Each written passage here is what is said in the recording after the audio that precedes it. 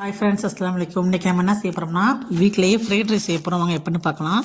அதுக்கு தேவையான பொருள்: வெங்காயம் 10 உரிச்சு நைஸாக அரிஞ்சு வச்சுங்க, பச்சை மிளகா ஒரு 5 நைஸாக அரிஞ்சு வச்சுங்க, பீன்ஸு கேரட் எடுத்து வச்சுங்க, நைஸாக அரிஞ்சு எடுத்து வச்சுங்க, பாஸ்மதி ரைஸு வடித்து எடுத்து வச்சுங்க. நல்லா விரையாக இருக்கணும், ரொம்ப குலையோட நல்லா இருக்காது அந்த சாப்பாட்டுக்கு. விரையாக வடித்து எடுத்து வச்சுங்க.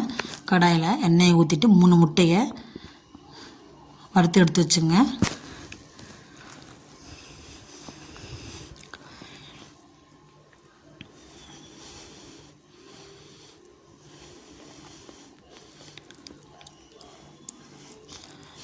அந்த வறுத்த முட்டையை தனியாக எடுத்து வச்சுட்டு கடாயில் எண்ணெய் ஊற்றி ஃபஸ்ட்டு கருவேப்பிலை போட்டுருவோம். ஏன்னா கருவேப்பிலை நல்லா வதங்கணும். கருவேப்பிலை போட்டுட்டு வெங்காயத்தை 2வது போடுங்க. வெங்காயம், பீன்ஸ் இதெல்லாம் போட்டு நல்லா வதக்கி விட்டுட்டு ஒரு 5 நிமிஷம் சென்று கேரட்டையும் போடுங்க. அதில் கேரட்டு, பச்சை மிளகா எல்லாத்தையும் போடுங்க. பச்சை மிளகா வந்து ஒரு 5 பச்சை மிளகா நைஸாக அரிஞ்சு வச்சுருக்கேன். காரம் அதிகமாக தேவைப்படும், இதில் காரமாக தான் சூப்பராக இருக்கும் அப்படின்னு சொல்லிட்டு எல்லாத்தையும் ஒன்றா போட்டு நல்லா மிக்ஸ் பண்ணுங்கள். மிக்ஸ் பண்ணி நல்லா கிண்டி விடுங்க.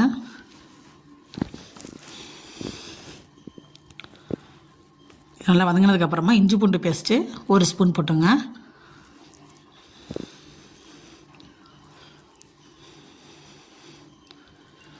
நல்லா இஞ்சி பூண்டு பேஸ்ட் நல்லா வதங்கிடுச்சு. பாஸ்மதி அரிசி அடித்து வச்சுருக்கோம்ல, அதை இதில் கொட்டி கிண்டுங்க. நான் 1.5 டம்ளர் பாஸ்மதி அரிசி வடித்து எடுத்து வச்சுருக்கேன். இதுக்கு தேவையான மசாலா வந்து கரம் மசாலா 2 ஸ்பூன், மஞ்சத்தூள் 1 ஸ்பூன், மிளகாத்தூள் 1 ஸ்பூன், அஜினாமோட்டோ கொஞ்சம் போட்டுங்க, நல்லாயிருக்கும். எல்லா மசாலாவும் போட்டு ஒன்றா மிக்ஸ் பண்ணிக்கோங்க. போட்டிருக்க மசாலா, காய்கறி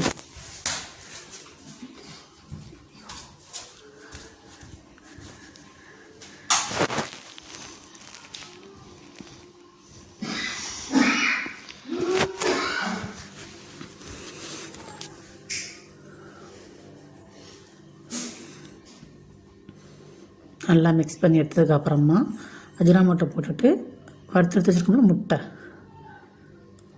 அதையும் இந்த சாப்பாட்டிலே கொட்டி நல்லா கிண்டுங்க. இதில் வந்து சாஸ்லாம் சேர்த்துக்கலாம். Soya sauce, tomato sauce, chilli சாஸ்லாம் சேர்த்துக்கலாம். நான் சேர்த்துக்கல. நான் சிம்பிளாக வீட்டில் செய்யறனால சிம்பிளாக செஞ்சோம்.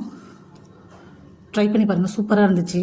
எப்படி இருக்குன்னு சொல்லுங்கள். ட்ரை பண்ணி பார்த்துட்டு அடுத்து வச்ச முட்டையெல்லாம் போட்டு நல்லா மிக்ஸ் பண்ணி உப்புலாம் கட்டாக்கான்னு பார்த்துட்டு ட்ரை பண்ணி பாருங்கள். சூப்பராக இருக்குது. இந்த வீடியோ பிடிச்சிருந்தா லைக் பண்ணுங்கள், கமெண்ட் பண்ணுங்கள், ஷேர் பண்ணுங்கள், மறக்காமல் சப்ஸ்கிரைப் பண்ணுங்கள். நீங்களும் ட்ரை பண்ணி பார்த்துட்டு எப்படி இருக்குன்னு கமெண்ட் பண்ணுங்கள்.